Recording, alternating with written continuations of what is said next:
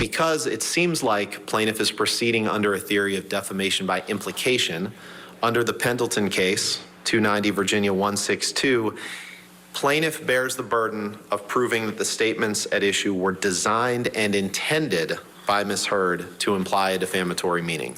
Designed and intended to imply a defamatory meaning.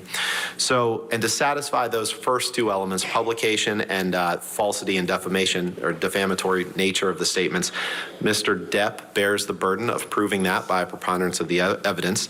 And to satisfy the requisite intent and show that Ms. Heard acted with actual malice, he has a heightened standard of proof that he must prove by clear and convincing evidence that Ms. Heard acted with that malice. So just want to talk about the two statements on domestic abuse in the op-ed. And Your Honor's well aware of the ample Virginia case law talking about how you have to view the op-ed as a whole, you have to view words in context. So these are the statements that read, then 2 years ago, I became a public figure representing domestic abuse. And then the other statement that says, I had the rare vantage point of seeing in real time how institutions protect men accused of abuse. Now, those statements are entirely opinion, except for, according to Mr. Depp, the discussion of domestic abuse. So the statement, I became a public figure representing domestic abuse, and the statement in the second sentence that Mr. Depp was a man accused of abuse. The rest of those are inactionable opinion statements. Now, the evidence adduced thus far, Your Honor, shows that Mr. Depp can't sustain a claim on these for two reasons. First of all, the statements are true on their face. I don't think that there's any dispute about that, and that's been the subject of some testimony in this case. 2 years before she wrote the op-ed, Ms. Heard did, in fact, become a public figure representing domestic abuse when she obtained a domestic violence restraining order against Mr. Depp, and Mr. Depp was indeed accused of abuse. Those are facts that are true. Now, to the extent that Mr. Depp will argue that he's proceeding on a defamation by implication claim, again, the court should grant the motion to strike because the undisputed evidence is that he did, in fact, abuse Amber. Now, there's a dispute in this case. There's ample evidence that he physically abused Amber, but we acknowledge that there's a dispute in this case on that. But what there isn't a dispute in this case is non-physical abuse. Both Mr. Depp and his expert Shannon Curry have testified that abuse may come in many forms. It may be physical, certainly, but it may also be verbal, may be emotional, may be psychological. You'll recall Mr. Depp even kind of setting the baseline for what abuse was when he talked about the non-physical abuse that he allegedly suffered at the hands of his mother. He said it was worse than the beatings, and the example he gave was that his mom used to call him One Eye as an example because he had a lazy eye, I guess, as a child. That was something that Mr. Depp himself said was abuse, his mom calling him One Eye. So we setting aside the evidence of physical abuse in this case, which is already overwhelming, Mr. Depp's claims relating to these two statements should be stricken because of the ample and undisputed evidence in the record of non-physical abuse by Mr. Depp toward Ms. Heard. There's evidence in the record of recordings, messages, including messages written in blood with his finger, blood and paint, vile names, shouting, menacing and threatening statements. There's the video, the kitchen video in Sweetser. There's the audio of him calling Ms. Heard, like I say, numerous vile names.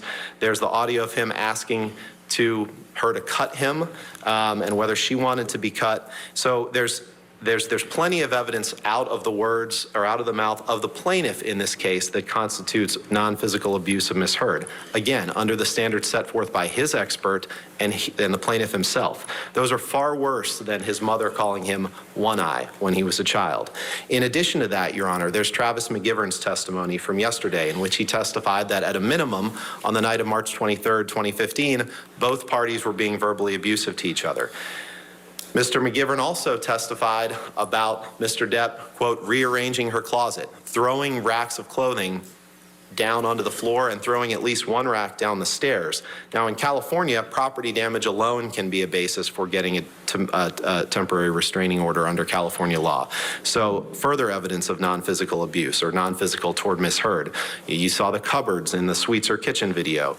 And then Dr. Laurel Anderson, Your Honor, testified that she believed that the parties engaged in mutual abuse and that at least some of the time that was initiated by Mr. Depp. This is all evidence. We haven't gotten to put on our case yet. And to the extent that this case proceeds, then that will start now. But this is all evidence that has come in while plaintiff controls the playing field of what evidence has come in, and he can't overcome that. In this case, Your Honor, if Mr. Depp abused Ms. Heard physically, verbally, emotionally, or psychologically even one time, then she wins on those claims. Then she wins. It's that simple. And the evidence is overwhelming and undisputed in the ways that I've just described that he did.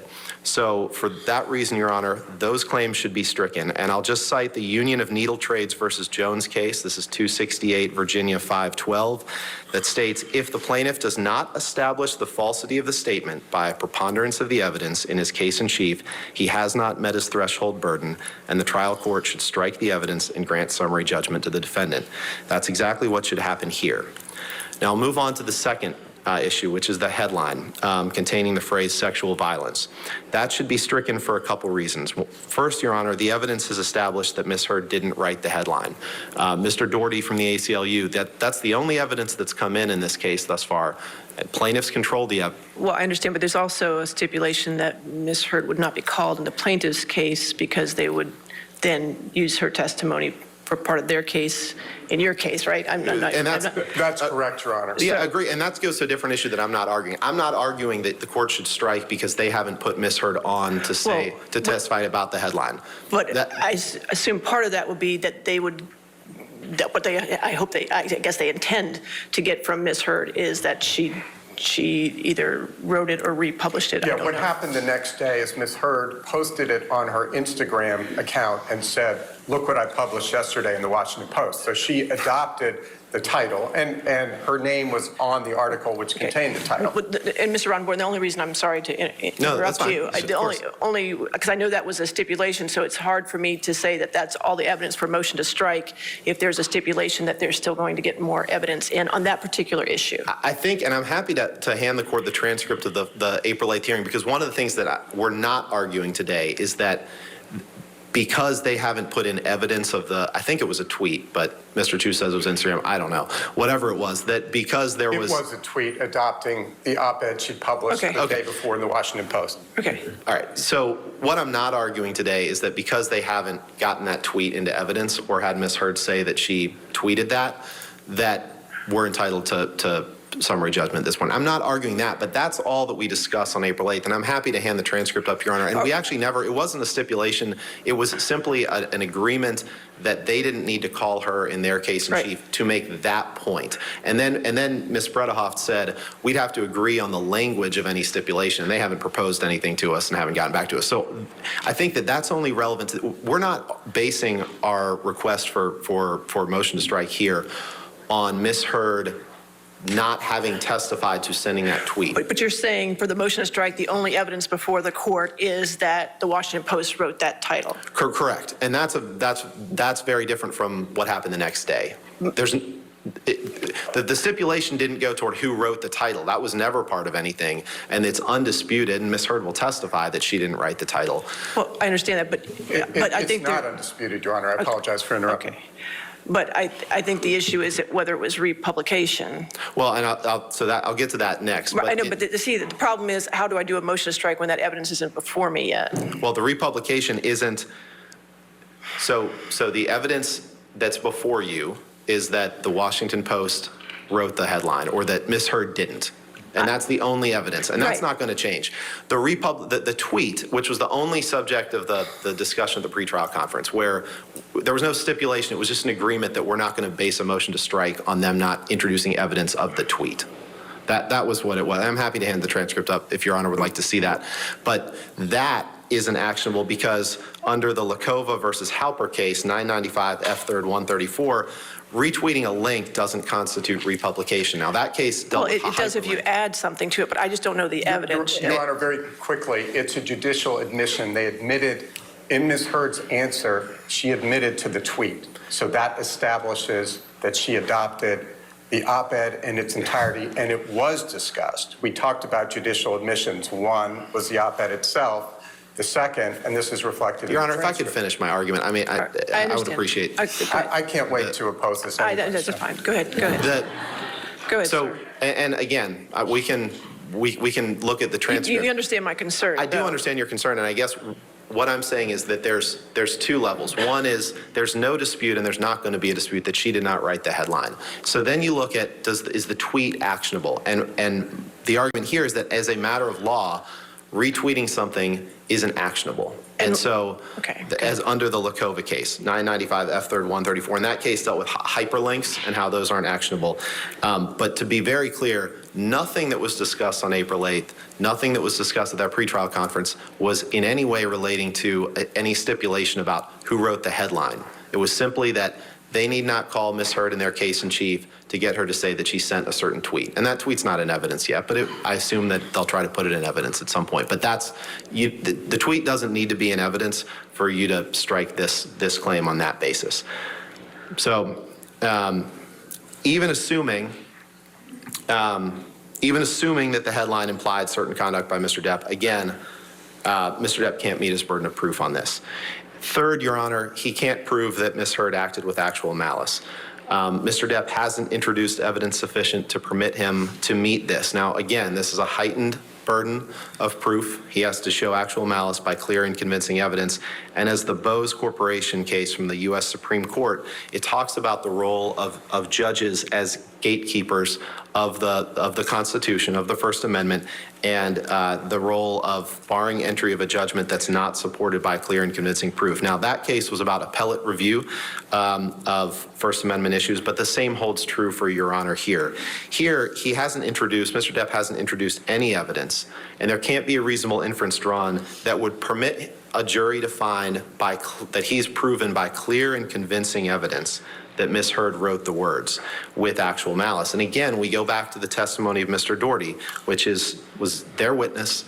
They put him in, and Mr. Doherty, the only evidence relating to intent or anything relating to this op-ed, which was, again, maybe Mr. Chu will try to say that we stipulated to Ms. Heard's intent on April 8th, which of course we didn't.